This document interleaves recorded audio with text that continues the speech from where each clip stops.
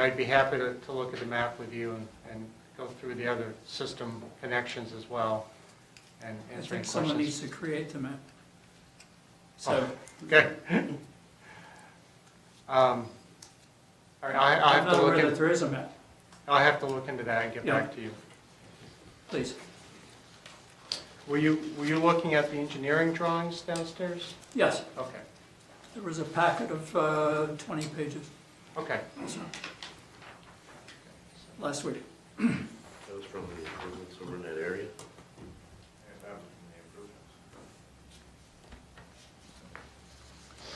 So Birchwood Drive, that's down here.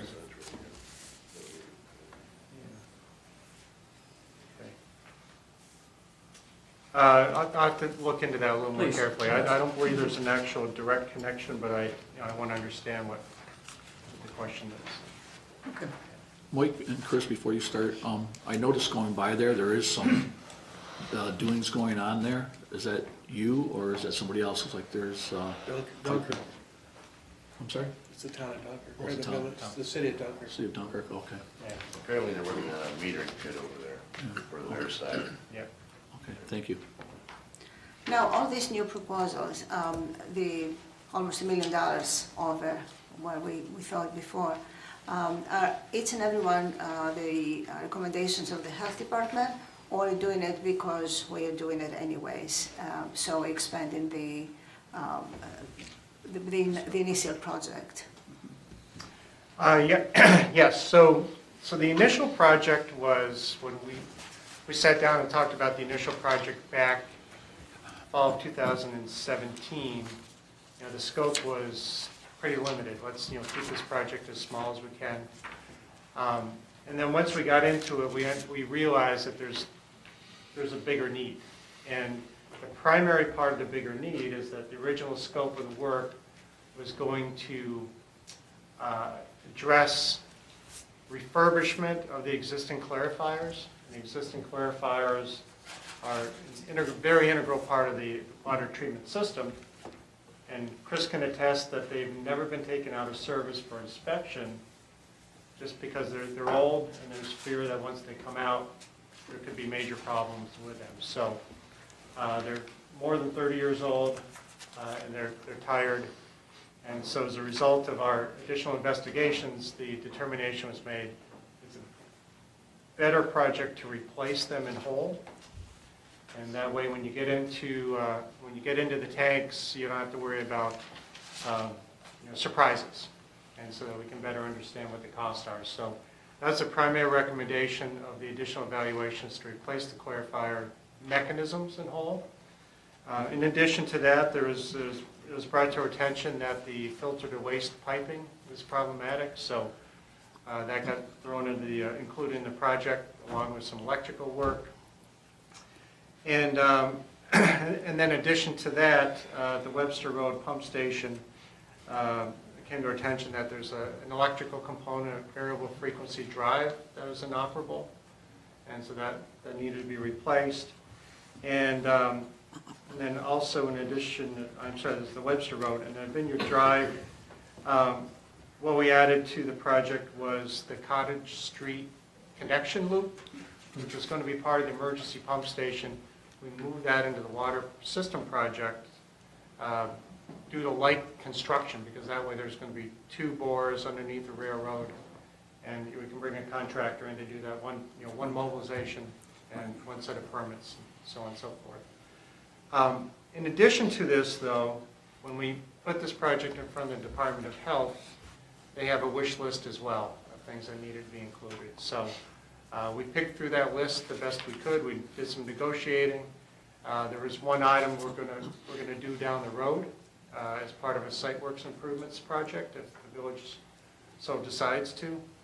But with the exclusion of that, when we're able to include everything from the Department of Health in this project. So you put all that together, that's how you get to the different cost. I would like to note that we were able to keep our fee the same to do all this work, with the exception of a few small items that are in another proposal that I saw on the agenda we'll be talking about tonight.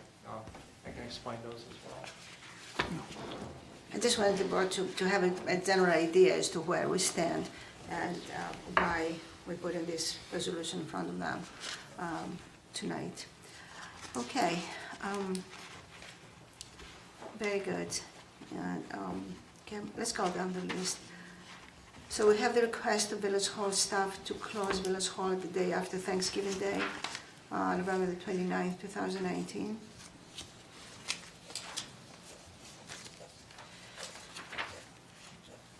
The village agreement with National Grid regarding Christmas lights. Then we have the DPW seasonal worker.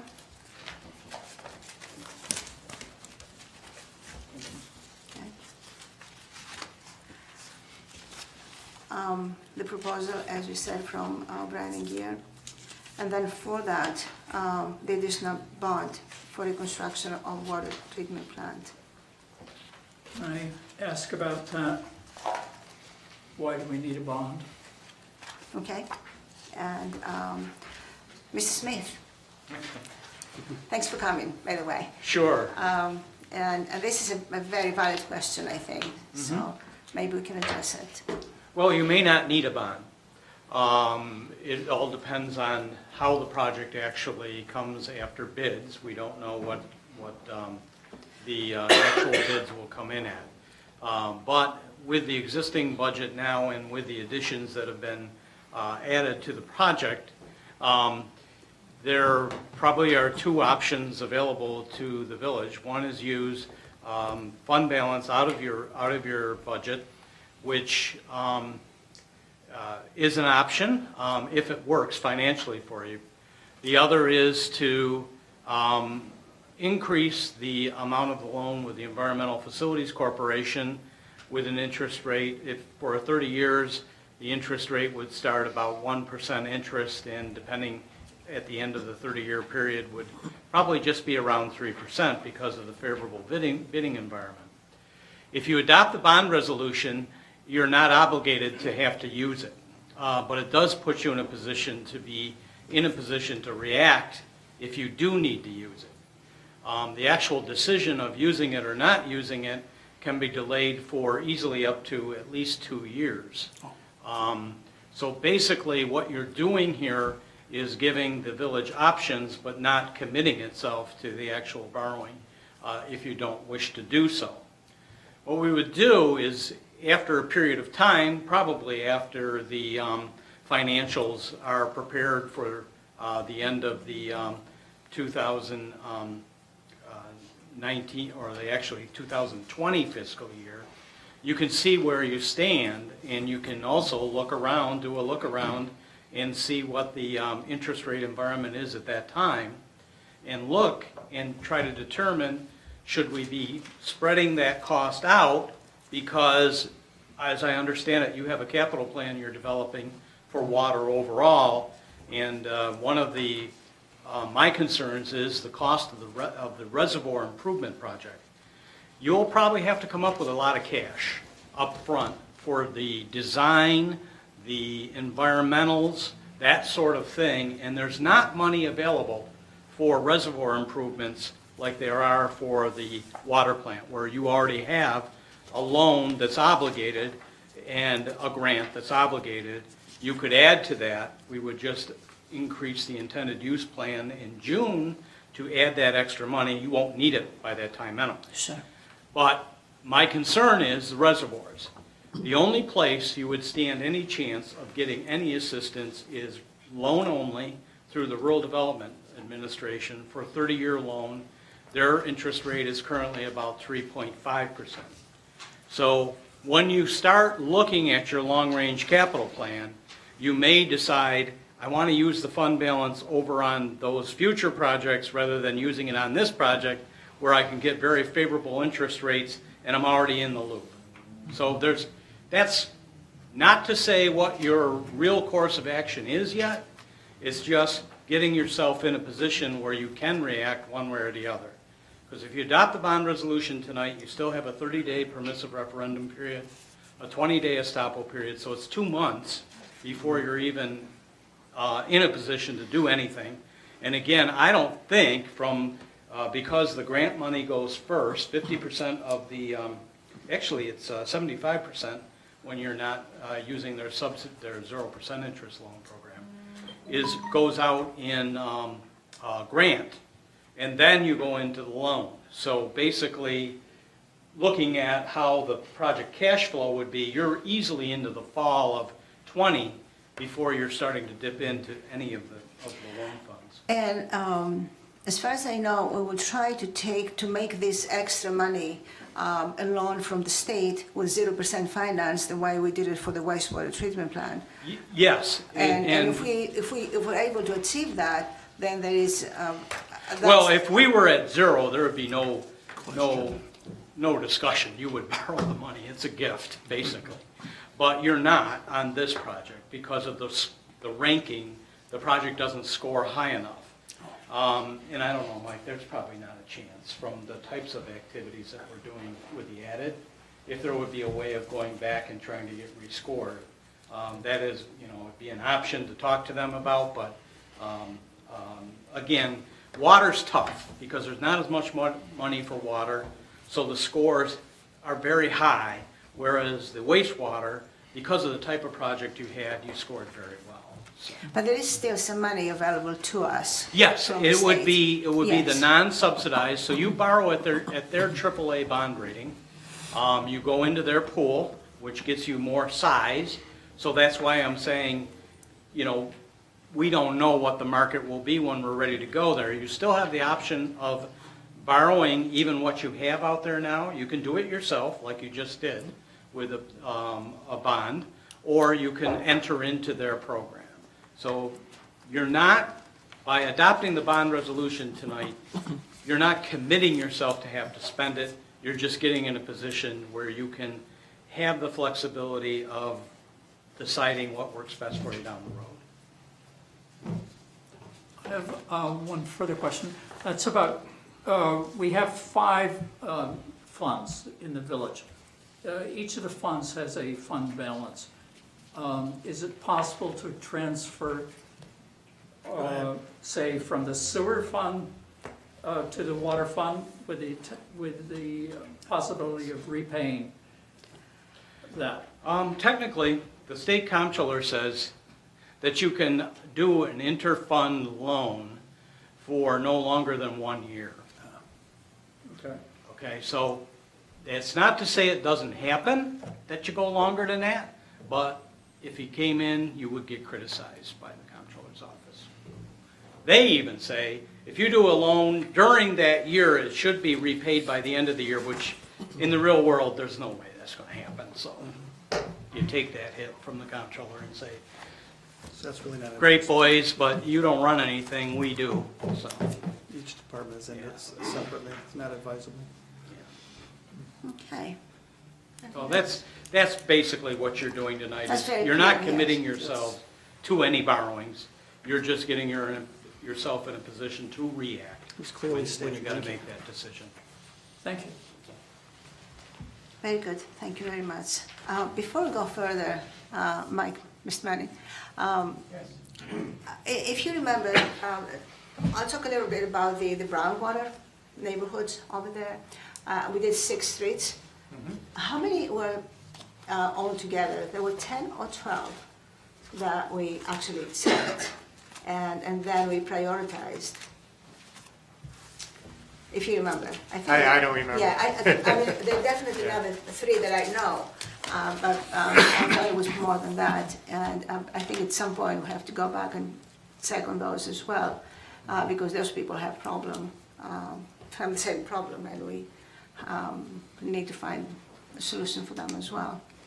So we prioritize those areas with the most complaints. Yes. And also the piping with some of the piping within your system is not only is it undersized, but it's unlined. Right. So you got smaller, very old pipes without lining in it, so it's leaching more, more color. Sure. But in addition, your orthophosphate's up and running now, right? So the plant is they're adding orthophosphate as a chemical to help sequester the I guess we'll call it the coloring. And we believe that's having some benefit, but, maybe not all, But at under the all. same time, cases. makes the pipes weaker. I mean, it's on the pipe, the orthophosphates, don't they? I don't know, I can't answer that question right now. But I do want to look into that. Yeah. We have some question about the human toxicity of orthophosphates. Oh, it's okay. I mean, it's just a very tiny amount. I mean, I can't speak to the deep biological part of it, but addition of orthophosphate has been, it's been allowed in pipelines for for decades, and it's been studied to death by the American Water Works Association, and it's, highly prescribed as to the amounts that are added.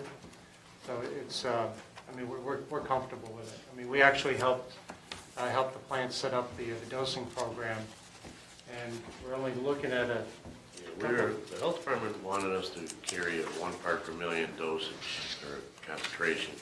And I was a little leery of that, so we've been between 0.25 and about half a part of orthophosphate around the distribution system, so. And we it's- lowered it, if you remember. Yeah, we lowered it's yeah. showed benefits over the last almost decade of sequestering lead and copper in the piping. Our last round of samples here we'll be getting out to the public that we just did in October, beginning of October. They all came back below the action limits for lead and copper. So the system is working, and the main older parts of the village is what you feel was replaced were some of our older pipes, and they were some of the higher areas for lead and copper, still below the limits, but this last round showed that it was pretty much obviously clean. So that system is working. We're keeping it as low as we can, and we're monitoring it every day. So, Thank you. yeah. Thank you very much. Moving along, J. Cobbler Architect Space Making contract. Obviously, that's for the downtown placemaking portion of the smart growth. Joy Cobbler was the only architecture company that applied, that gave us a proposal, and actually it's a good idea because they already are the ones who are planning the Barker Common, so they know most of the downtown really well. So, but they need a contract, signed contract, before we can have a surveyor come in and survey the area. So that's why this is there. All right, and then we have the Trotman Associates, same story, but this time for the Opera House. We need a signed contract so they can start the planning.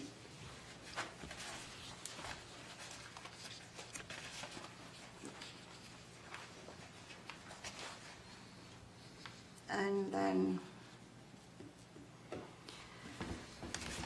we have the Municipal Solutions Assistance to apply for additional cost for water treatment plant project.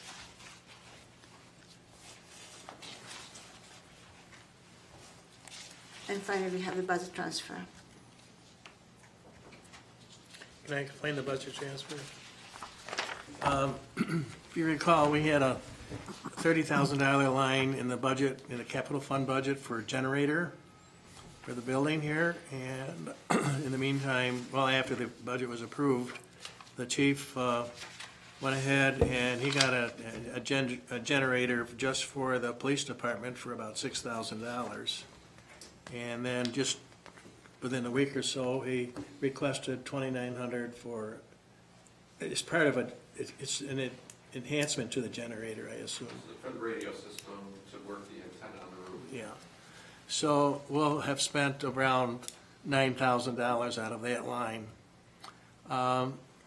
Just this past week, we had a problem with a window coming out on Temple Street.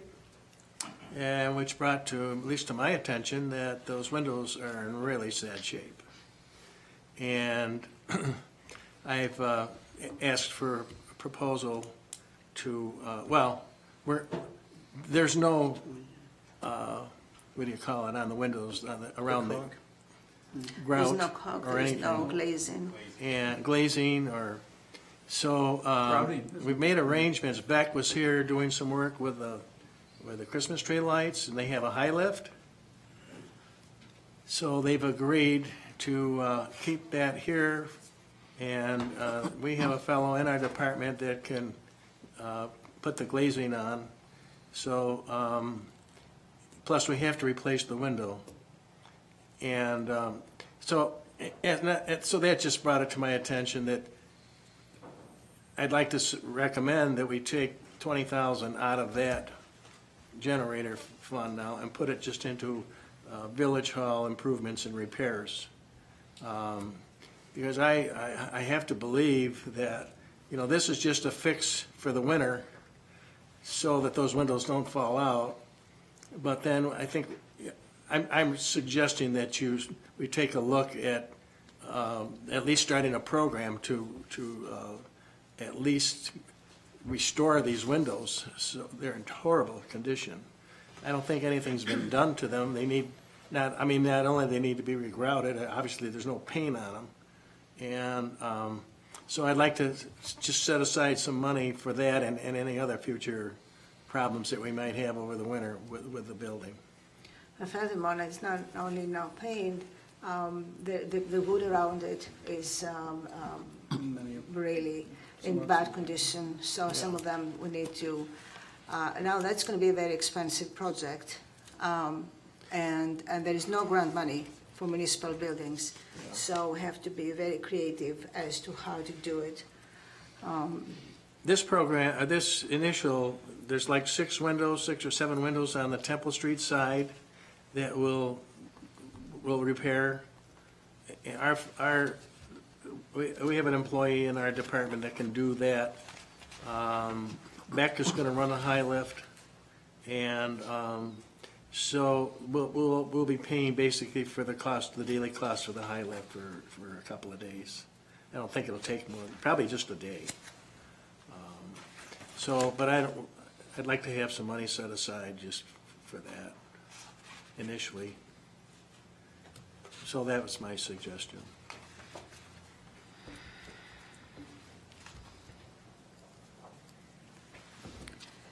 Thank you.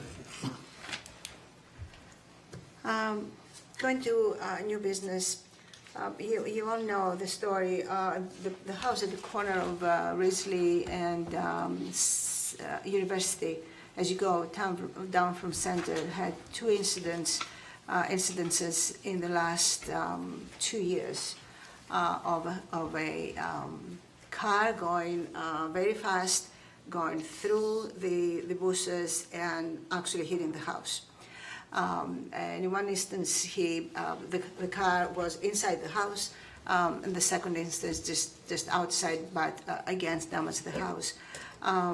They have approached me, and they're putting like a low wall, as I understand it, in the inside of the bushes, but they were wondering if we can do something on the outside, on the right-of-way. And I looked into some bollards, because obviously they have to be strong, they have to be decorative at to some degree. And I gave you some of what I found. And I just want to put it in front of you as a possible solution. If we have 4 of them, it's about $3,000, including the steel insert. You think 4 would be enough? I mean, I don't know. Well, we talked with Tony, You did, and that's how many he recommends. That's right where Center Street comes out. And That's right. And it goes straight in. All the way down and meets Risley, that house with big, large bushes, tall And bushes that in would the be front. put in the, And the right of way in the right of way. front. Yeah. Is there any Like- other alternatives to those type of, those are, I mean, over $600 a piece. Is there any other alternatives to that? I mean, like, Yes. I mean, We're talking about large boulders. large boulders or something, you know. I mean, I looked for some time, and that's the only thing I found that would be, do the job and at the same time be some kind of decorative and not looking. You don't want it to take away from the standard of the house, the type of. That's right, I mean, and that's it the is a point. kind of a historic design. And that's the point. This has the same kind of column design. I thought will look okay there. It's While not at only the sort same of time. a historic house, it is It is. a major iconic building of Fredonia. It is. That's right, and that's why I looked into that. So I mean, I don't know what you're thinking, what you think. Chief, how many other houses have been hit by cars in the village on a T street in our village? I know we have a lot of T streets and dead ends in our village. On a T street, none that I can think of. I can Chief, there's just the one other in the Berry. Yeah. I can tell you that, I'm sorry, yeah, coming off of Berry across Chestnut. But we have had houses hit on bends in the road at various locations within the village. Now, the accidents that happened at this location, they were drunk drivers, correct? Yes. All right. I just want to bring attention, another resident got a hold of me a few weeks ago, and I meant to mention at the other meeting, Dunn Street in the village of Fredonia, and Tony's not here. He really has a request for the DPW to go down and take a look. The embankment is starting to erode quite badly along Dunn Street, and there's a section that's getting kind of close to the road, and he's real nervous about cars sliding off and maybe pedestrians falling down. He claims to have over 200 feet drop from the corner of Dunn to the creek bed, right at the top of the hill. I don't know, have Tony or the guys take a look at it, but that's an area that really could use some attention regarding some safety in the village. But I don't know, these are, my opinion, these are very, very tough and very staunch objects when you hit it at a certain mile an hour, and could cause more bodily harm than maybe a heavier bush or bushes or trees, in my opinion. If this would be like a continuing thing and someone comes driving down that road drunk and out of hand, I don't know what the liability would be against the village if someone were to get killed colliding into these I don't see how it could be stanchions. a liability, but it's certainly, I mean, there's a tree there now, but for some reason, both those cars missed the tree. Well, would something slow it down rather than try to collide into a dead stop? The hedges were ineffective. I saw both accidents. Yeah, they I'm just throwing it out there. I mean, I'm not saying I'm right or wrong, I'm just thinking the liability end of it. I mean, the attorney, wouldn't you know, there's a big liability if we put boulders on our side of the property, the village side of the property, someone comes along drunk and spucks it. Isn't that your, you're putting a, because it's unsafe, just to protect, I know it's a well-known house or whatever, but that's putting our necks out, if I'm not mistaken.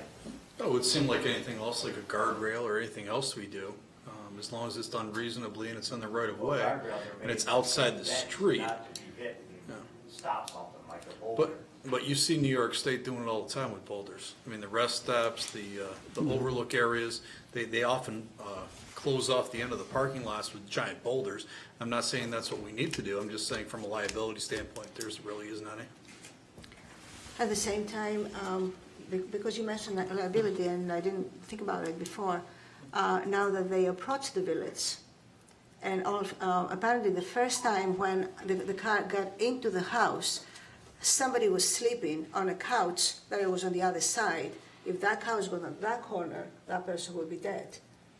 So now that we know about it, and if we don't take any precautions, are we going to have a... Unless that section of road is, unsafe for some reason, we're really not on the hook to keep cars from going into somebody's house, unfortunately. There's a stop sign, I mean, it clearly says stop. You can't predict what Anyways, people are gonna do. I mean, when they I drive. understand that, yeah, there's a safety But- issue and we want to protect the resident of the village, but I also think that we should take a So hard there's, look at there's a young family in there, and, I mean, the drunk driver, of course, I would prefer to have something that would stop him and not kill him or her. But it's, I mean, we shouldn't have to. They put them in front of convenience stores because people keep running into them.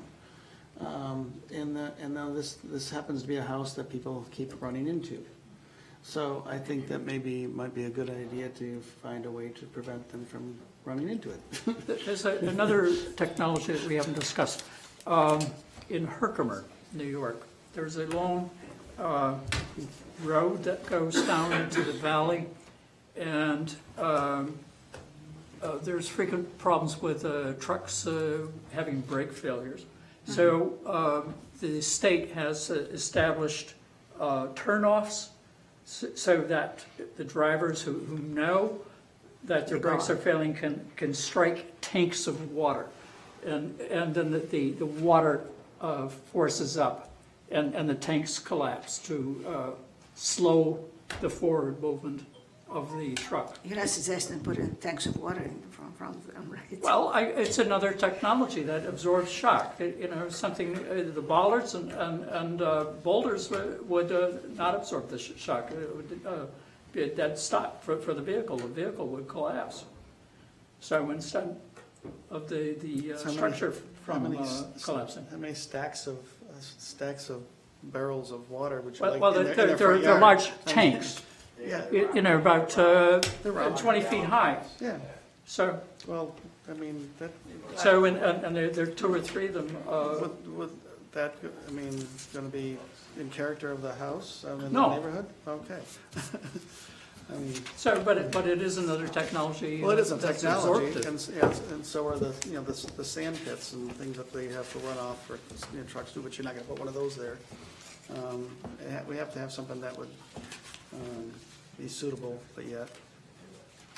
I mean, even the bollards, they, at what speed, depending on how fast the vehicle's coming down the street. I mean, at 100 miles an hour, that thing's not gonna stop, those aren't gonna stop it either. So that, I mean,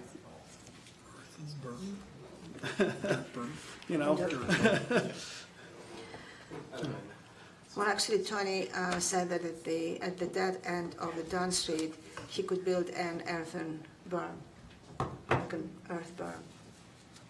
If- So it launches it. Launch it. Instead You of, go up. instead of hitting the first floor, you're gonna hit the second floor. No, she's talking about Some a different different issue.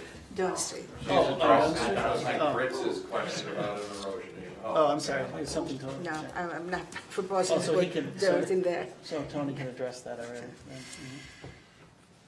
Well, this one? Okay, I just, these people have approached me, they approached Dr. Barris. I think it's a reasonable complaint. And, in a village trying to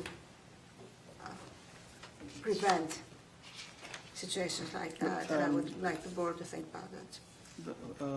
Chief Myers, was there on either of those vehicles estimated speeds that they hit the house? I'm sure there are, I'd have to go down and look it up. I saw the collisions, I'd estimate it was 60 miles an hour in each case. I would have to go down, it certainly went through 2 very large bushes. I'm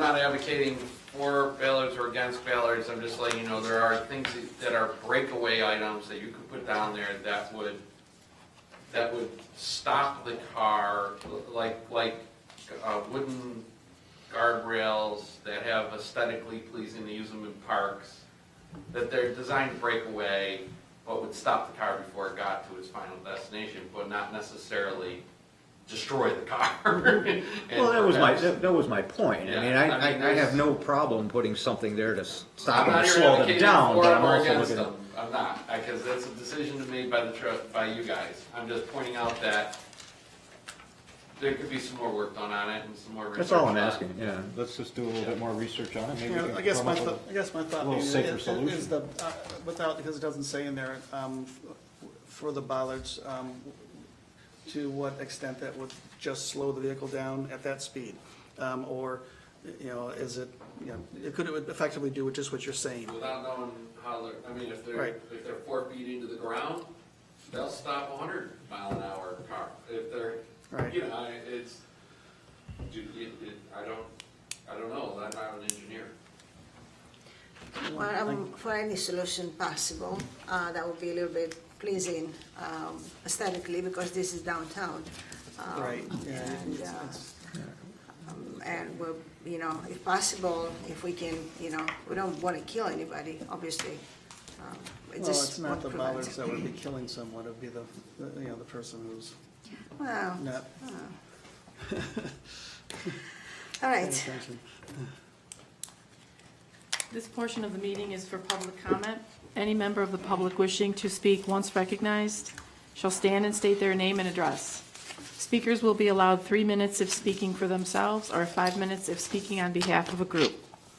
I will ask the speakers to refrain from remarks that are in poor taste, slanderous, or not germane to any action taken or contemplated by the board.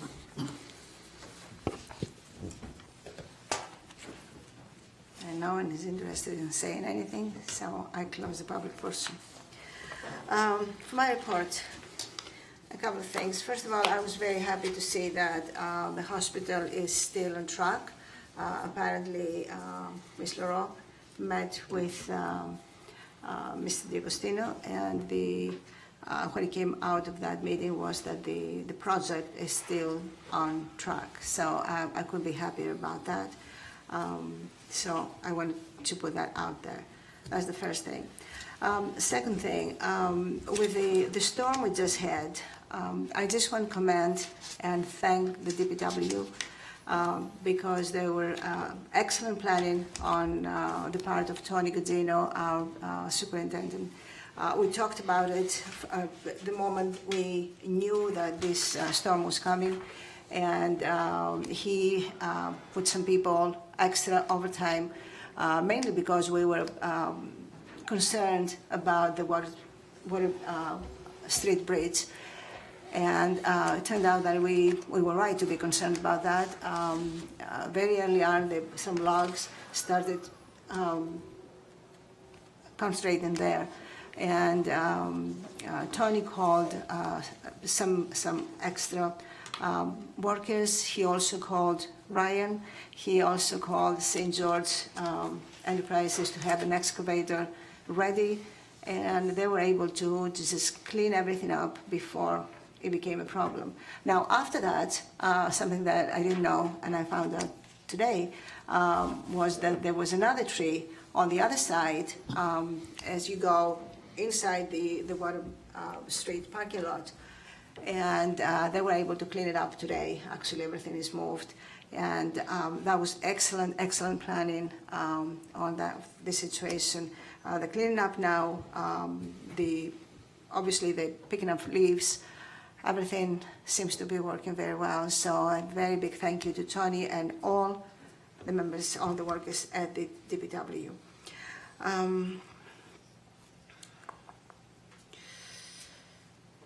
And the other thing was the lift that was available. You talked about that already. So I talked with Tony. We're keeping the lift for a couple of days, and hopefully we'll be able to caulk it and glaze the windows, and that will be much better. And that's my report. Trustee Linden. And the report. Trustee Asek. I have no report. Trustee Briggs. No report tonight. Trustee Barris. I have no report. Excellent. We are going to resolutions. Be it resolved that the Village Hall offices will be closed the day after Thanksgiving, Friday, November 29th, 2019, and that each village employee will use a personal or vacation day. Second that motion. Trustee Linden. Aye. Trustee Asek. Yes. Trustee Briggs. Yes. Trustee Barris. Aye.